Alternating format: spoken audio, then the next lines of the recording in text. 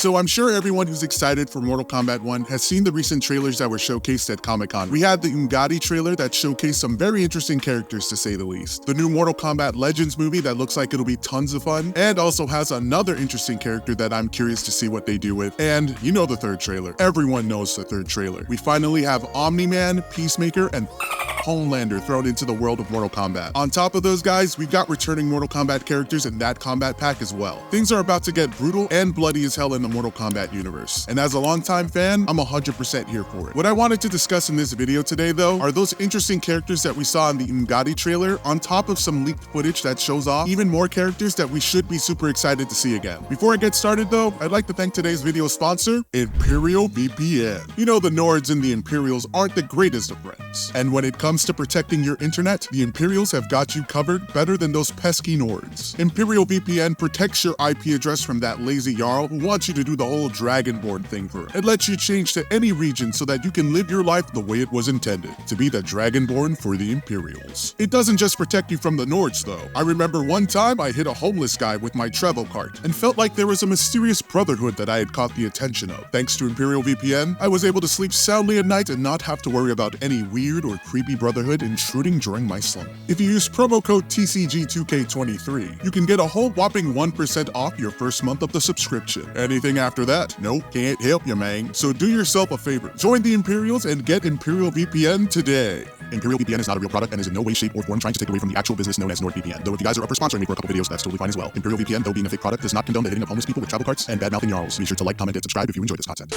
So this new Umgadi trailer showed even more about Mortal Kombat 1, and honestly, I can't even tell you where I think the story would go at this point. There's just so much going on, and I thought things were getting crazy with just the stuff happening on Earthrealm and with the Lin Kuei. But now we're seeing more stuff on Outworld take place, and seeing characters that I didn't think we'd ever see in this game or return entirely. Let's start with the obvious star of this trailer, Li Mei. She made her debut to the Mortal Kombat universe in 2002's Deadly Alliance. She was an Outworld warrior whose village was enslaved by Shang Tsung and Quan Chi. Her people were forced to build a temple from which the Deadly Alliance would summon the Soulnado. She attempted to win back her village's freedom in a tournament hosted by Shang Tsung, but she was obviously betrayed because Shang Tsung gonna do Shang Tsung things. Her soul was subsequently stolen and placed in one of the Dragon King Onaga's soldiers. Boraicho saved her soul and trained her so that she would join the forces of light in the final battle of Armageddon. Although she was killed in the battle by Hotaru's weapon, Li Mei was brought back to life along with all the other warriors who perished by Raiden's resetting of the timeline. She made a brief appearance in the story mode of Mortal Kombat X, where she and her fellow villagers sought sanctuary in Earthrealm to escape the civil war raging between Kotal Khan and Mileena. It was she who informed the special forces of Kano's return to Earthrealm and Raiden of Mileena's use of the Amulet of Shinnok. From that point on, she was radio silent within the series. I mean, she wasn't even a playable character in Mortal Kombat X, so it's very refreshing to see her make a brand new appearance in this brand new timeline. This time around, she's the former leader of a warrior group known as the Umgadi, which are warrior priestesses selected from the firstborn daughters of Outworld. From infancy, they are trained to defend the royal family. Notice how I said she was the former leader though. That's because King Jared, the father of Kitana and now Mileena, was murdered under her leadership. So it's quite clear that she fell off as a leader because of that situation. We even see Tanya return, and she seems to take issue seeing that Fire God Liu Kang is tagging along with Li Mei. By the way, I think that person behind Tanya in the trailer could be Chameleon, but you guys let me know what you think about that one in the comments. That would be so dope if they were finally included in the Mortal Kombat story. But yeah, for those of you who would like to know more about Tanya as well, she's an Edenian woman who made her Mortal Kombat debut in Mortal Kombat 4. We'll have to keep an eye on her because throughout the series, Tanya has served as a minor antagonist, siding with many of the major villains like Shinnok. She serves as a major ally to Mileena as well. In the trailer, she's duking it out with Li Mei. I'm guessing she's probably still salty about the whole Jared thing. And we also see how compassionate she is toward Mileena as the heir of the throne is infected with a disease called Tarkat. That's right, it appears as if Tarkatans are no longer an actual race of people, but victims of a disease that slowly descends them into madness until they're bloodthirsty monsters. That is all explained by the Tarkatan leader himself. Wait, no,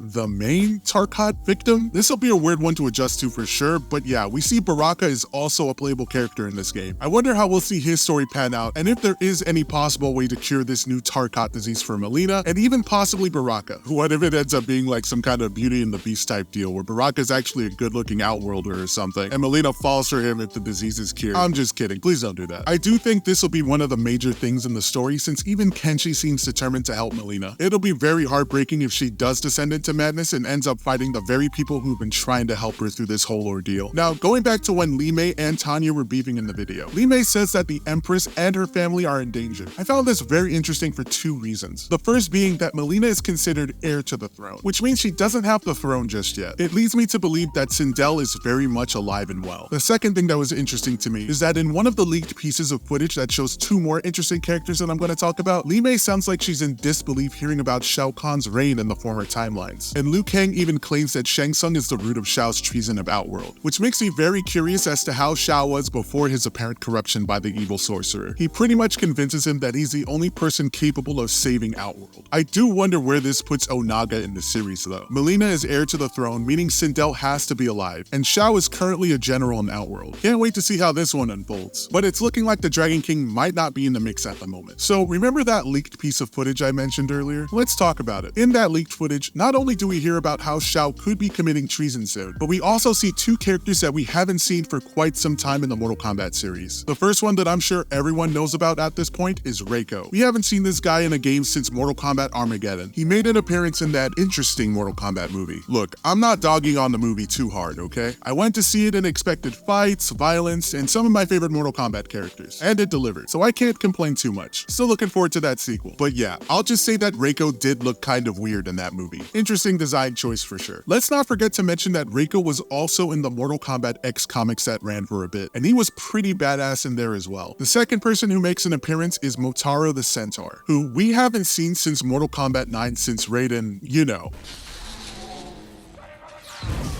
So in the leaked footage, Reiko and Motaro both approach the carriage with Li Mei and Liu Kang and basically say that the fire god isn't welcome in Outworld. Li Mei, of course, disagrees with that statement, and Motaro, of course, comes through ripping the arms off of people. Like, damn dude, feel like there should be a Jax joke in there somewhere, but I'm not good at these things. Leave me alone. Point is, we finally have Reiko in the story mode of Mortal Kombat and can see how he plays into it. I have no doubt that he'll eventually end up siding with Shao Kahn and Shang Tsung, but I'm sure the road that'll lead there will be an interesting one. One more character that was shown in the Umgadi trailer that I almost forgot to mention, that I think is also a very interesting choice for a cameo fighter, is Darius from the Order Realm. This guy made his first appearance in Mortal Kombat Deception. He's a very interesting choice to bring in as a cameo fighter, but with him making a return along with Reiko, I really hope we see a return for Havoc as well. Havoc was also pretty important in the comics from what I remember, so it would be pretty interesting to see how he would turn out in this new timeline, considering we haven't seen him in a game since Armageddon. One more person I wanted to talk about was a character that I never thought we'd actually see again in the series. One who I thought had a pretty interesting story to tell. A story that's about redemption to an extent. The person I'm talking about, of course, is Ashra. She's a demon from the NetherRealm that's looking to cleanse her soul by slaying other demons. She has possession of a powerful, holy artifact known as the Chris, a weapon that has the ability to cleanse the soul of its user. By slaying demons, its wielder gradually becomes more pure and holy. Effects that are shown in Ashra. Its power is not limited to just affecting the user's essence, but also their personalities. Ashra turned against her demon brethren and sought to become purified. If she had accomplished her goal by slaying enough demons, the NetherRealm itself would reject her holy being. Seems like she had been doing a good job in the OG timeline, and then, you know, Armageddon happened. But hey, she's back in this new, fun Johnny Cage movie, and I absolutely can't wait to see how she plays into the story, and if this is a way for her to come back as a playable character eventually. Would love if they included her journey on trying to purify herself so that she could leave the demon life behind.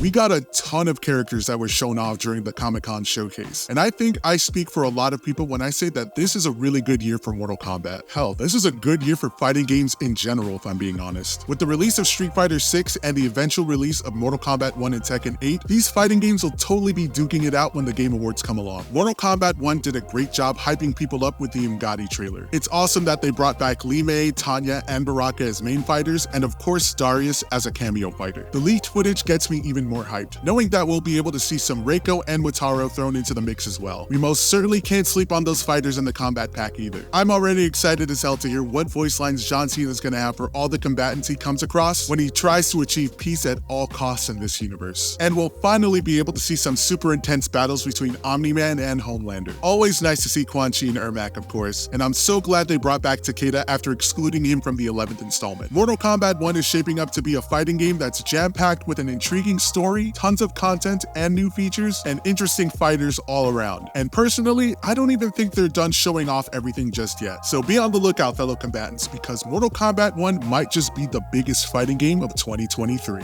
What do you guys think about all the stuff that was shown during Comic-Con for the Mortal Kombat franchise? Which characters were you most excited to see return in the Umgadi trailer? I was personally really happy to see Baraka return, and I'm interested in seeing how this disease called Tarkat will shape the story, rather than them being a race of Tarkatans this time around. What do you guys think about the leaked footage, seeing Reiko and Wataru, on top of how they're going about the whole Shao Kahn angle this time around? And the Kombat Pack, how do you guys feel about that? That reveal was so awesome. Love getting reveals that blow our minds like that. And are there any other characters that you're hoping make it into the game or that they show before release? Let me know what you guys think in the comments. Thanks for watching, guys, and don't forget to like, comment, subscribe, and hit the bell notification so that you never miss a video. This has been your friendly casual gamer, hoping that you stay as casual as I do, and I'll see you next time.